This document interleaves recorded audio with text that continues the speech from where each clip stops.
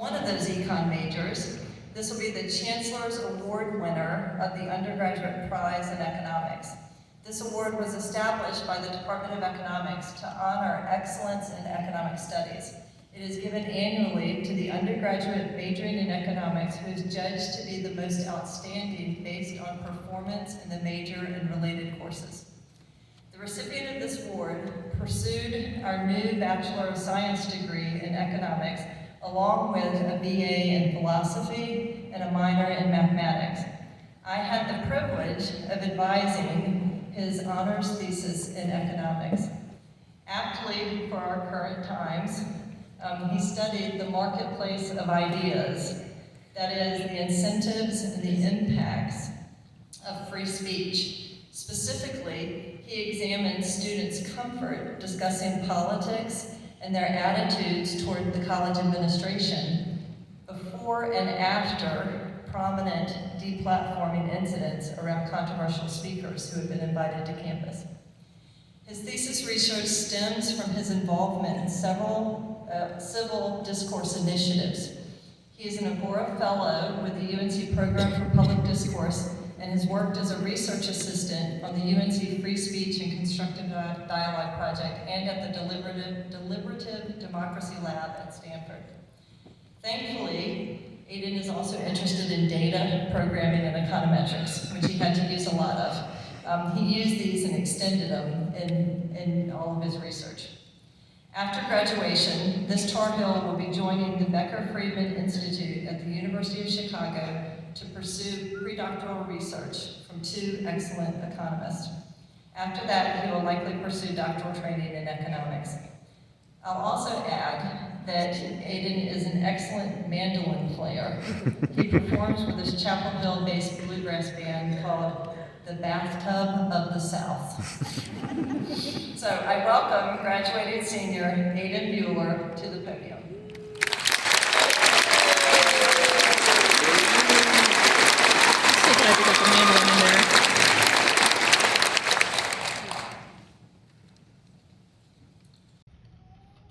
Perhaps my thesis research is why they didn't vet my speech. So I'd like to start by thanking the professors, in particular three who have benefited me enormously, particularly in my senior year. These are Donna Gillespie, my advisor, Clara Peter, the faculty thesis director, and Fei Li, my micro instructor. Now all three of you have, besides challenging me in your coursework, have pushed me to appreciate economics as more than just solving math problems or applying statistics, but as studying choice. Now, according to the pamphlets I think many of you have, my task today is to reflect. And the first thing that comes to mind is just how strange it is to be up here before you all, because even a few years ago, it's not a position I ever imagined to find myself in. I started college, not even at UNC. I was at UNC Charlotte studying architecture. I dropped out, and I came here to study philosophy. I declared a major in economics because I enjoyed Econ 101, and I had this hunch that Econ would open doors for me that other disciplines wouldn't.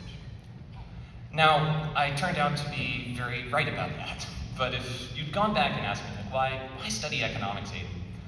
I'm not sure I could have given you a very clear answer. So, in my remarks today, this is what I'm going to try to do. Now, some of you in the audience might hear that whole setup and be thinking, like, well, seems like there's a pretty obvious reason why you might want to study economics. It's probably the reason we're one of the fourth largest majors. Our prospects are excellent, and I'm sure all the parents are thrilled to not be paying the bills of their students for much longer.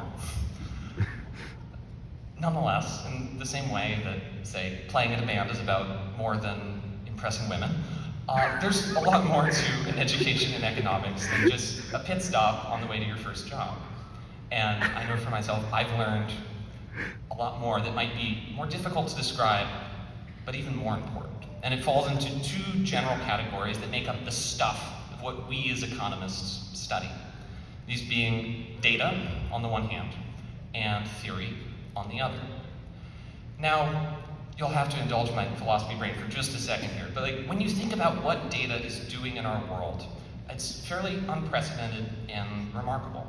Where for hundreds, thousands of years before, our species has relied on, say, sensory experience and perhaps the entrails of an unfortunate goat to figure out what's going on in the world, we now rely on numbers. And in business, in government, increasingly in our personal lives, when we make decisions, we're interested in, well, what do the numbers say? What are the facts? Going into this world, it's never been more important to be able to think critically about data. And this is what an economics major trains you to do. Now, when I started studying economics, I thought this would be mostly a matter of learning cool statistical techniques to shake down data sets for answers. And in one sense, I have not been disappointed. At the same time, doing research myself, having to wrestle with my honors thesis and figure out what was going on with the data set, what I've come to appreciate is the skill I think that's most valuable when it comes to thinking about data is thinking about two things. What is the data generating process, and what are we not seeing? Because even though it might sometimes appear otherwise, data is a representation. It's never the thing in itself. And behind every representation, there's a series of decisions that people made about what to look at and how to measure it and how to collect it. And even once the numbers are in your spreadsheet, there's all you're not seeing that's influencing whatever results, whatever analyses you run. The reason I'm emphasizing this so much is the technological moment we are in. If machine learning was the first step, large language models are the second. Just the other day, I was on the phone with my friend Holden, and I was telling him about a programming problem I was facing, and he was like, Aidan, you can just give GPT the CSV file, right? Like, it'll analyze it for you. To which I said, it can? Whether you find this exciting, or terrifying, or, like me, maybe a little of both, it sure looks like we're heading towards a world where it has never been more tempting than ever before to just give the robots a bunch of data and look at the answers they spit out. But what we as economics majors have practiced doing is thinking about, well, how the data corresponds to the real world and what gaps and structural relationships lie between. So when it comes to, well, looking at what the robot tells us, we'll be better equipped than, well, we ever could have been to understand whether it's pointing us in the right direction or not. Now, theory is the other half of the picture, if data is the first, because theory is how we as economists, well, cut through the noise of overwhelming amounts of data. But more than that, theory is a simplifying framework, a framework for analyzing any problem. And this is something that we will all take with us for the rest of our lives. Now, I want to be clear. Like when I say theory, I am not talking in like a narrow mathematical sense. Save for the some of us that are pursuing graduate studies in economics. Like, I know we're not going to be setting up little utility functions and solving first order conditions and so forth.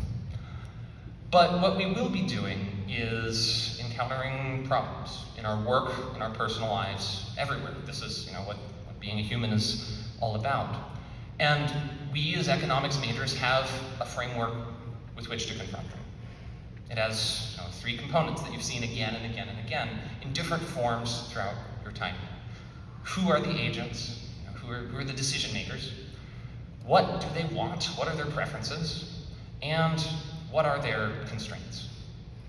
You can use this to tackle anything. Now, I will say, in my enthusiasm to apply this to my personal life, a certain amount of social tact is sometimes in order. Thank you, family and friends. If, for example, my dear friend Elijah were to say, Aidan, I've been thinking about asking out this girl, I really like her, we've been talking, what do you think? Maybe the first thing out of my mouth shouldn't be like, well, what is the opportunity cost? And it's for moments like these that, economics sometimes gets its nickname, the dismal science. But if this is supposed to be a critique, I think it's one about delivery and not substance. If anything, I think it's wonderful that economics embraces an unavoidable and sometimes beautiful part of our life, namely that our time is limited, so are our resources. There's a lot of amazing things we could be doing, but we have to choose. Now, all of us here today, in the next couple of years, may have to choose more than ever before. Culturally, this is true in the sense that, where before we would have lived where we grew up and married someone in our village and done whatever trade our parents did to make a living. Now it's all up to us. What to study, where to go, who to marry, where to live, all of it. And similarly, we've never had more freedom now than ever before in our lives. We are adults, or trying very hard to dress and act like them. And we will have, we do not, most of us, have families and careers that are locking us down in a specific place. It's all up to us. And when I, in certain moments, forget to be grateful for how wonderful that is, it is a little intimidating. I mean, you have to choose, it's scary. But I know that I'll be better able to solve my problem, as Dr. Gillespie would put it, because I studied economics. And I think the same is true for all of you.